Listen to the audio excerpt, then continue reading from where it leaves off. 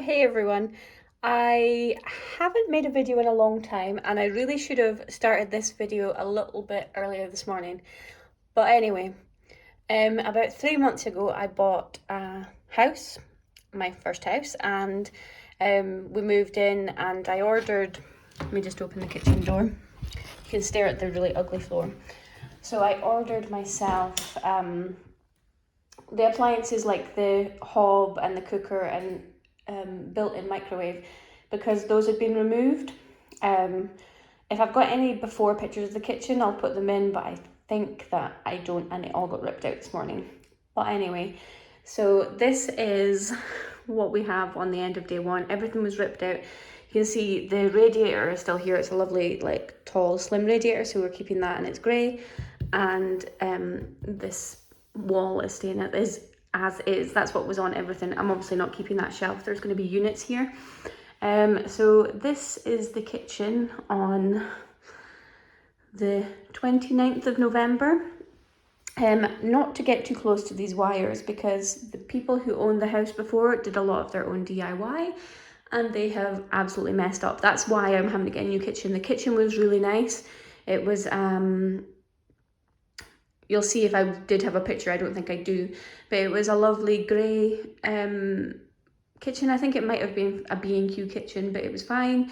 It looked nice, but that's all it was. It looked nice. Everything was squint. The DIY job was really bad. That's why I couldn't put my hob and my oven and microwave in, because everything was squint and I just couldn't get it in. And the guys who were installing it aren't allowed to damage your kitchen in that way, so luckily my mum's helping me out buying a new kitchen. I'm going to be paying her back, but you know. So yeah, the kitchen is all in my garage right now, and the joiner came in today and ripped out the kitchen. You can see this is absolutely hideous underneath. This house was built in the 1940s, and I think the floor is quite possibly from the 1940s, but obviously I'm going to be getting new flooring on top. He's going to be putting boarding down, and then we've got I actually can't remember what kind of flooring I got, but a lovely grey waterproof flooring that the dog can't damage. So anyway, over here the plumber's been in and he's done the pipe work. Where those pipes are, that's where the washing machine and sink are going to go, and the plug obviously behind there is going to be moving up and along. Obviously windows and doors are staying where they're at. I'm going to have units underneath the window, and like a tiny little bit where you can sit. We decided not to have a seating area, and what I'm going to get is a kind of moving thing in the middle. You'll see when I eventually buy that. And went for lots of extra storage, because this house doesn't have a lot of storage. There's no storage cupboard like in the hallway, and like the bedrooms didn't have wardrobes or anything. So the more storage the better, and there might be like lots of dog things stored in a cupboard in here, I think.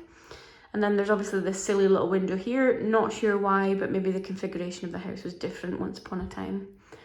The electrics, they are the big bugbear. I think they're going to cost me a lot of money as well. As you can see, I had new electrics put in when I moved in to hopefully get the appliances put in, but the electrician that I got, a local one, has cocked it up and they're no good. So I think electrics are going to be an issue.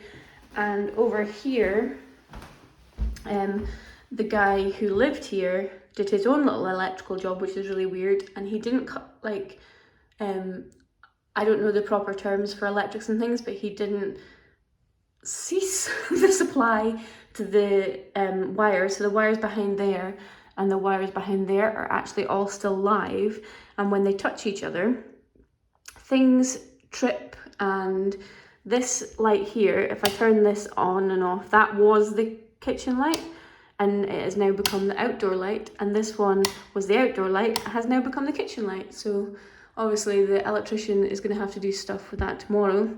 And anywhere where there's like holes, he filled it in with expanding foam, which is just weird. It's not awful, but it's just weird. And you can see these are all his wiring jobs along here, which are quite frankly dangerous. So that is the update on day one. A really long update, I'm sorry about that. This is obviously, God, I thought I was standing on a wire there. about to die. So this is, oh, I thought somebody was in the house. The parts that we're keeping, kind of around there. We've got the loft hatch in the kitchen, also a bit bizarre. And then maybe when the house is done, I'll let you see the rest of the house. You can see in our spare room we now have a refrigerator. So see you tomorrow. So the day 2 updates are this. There is one unit where it should be. Some hole over there in the floor, something to do with electrics. Wires, wires, wires.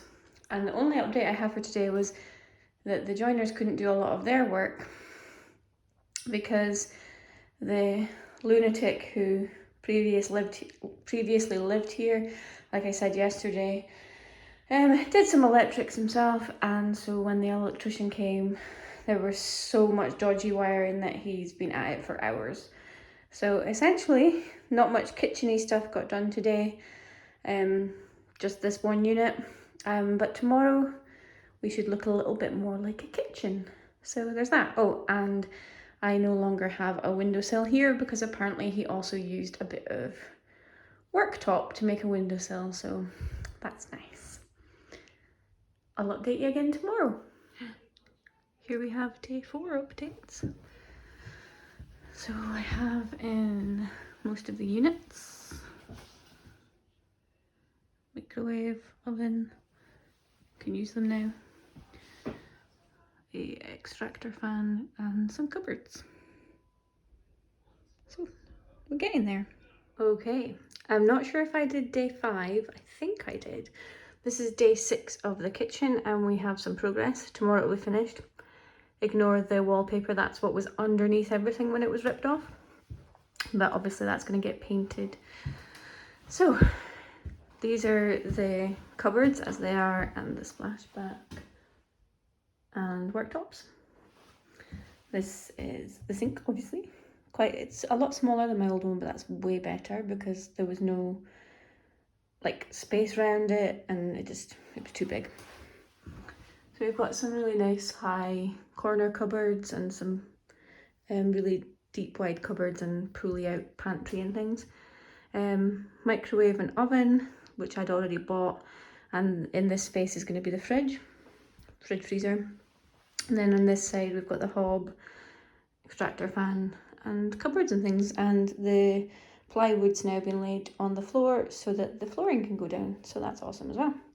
So that's our progress on day 6. Tomorrow everything will be finished, apart from obviously painting. We'll need to decorate and take off the paper and stuff, but essentially just about everything's done. So I'm very happy with it.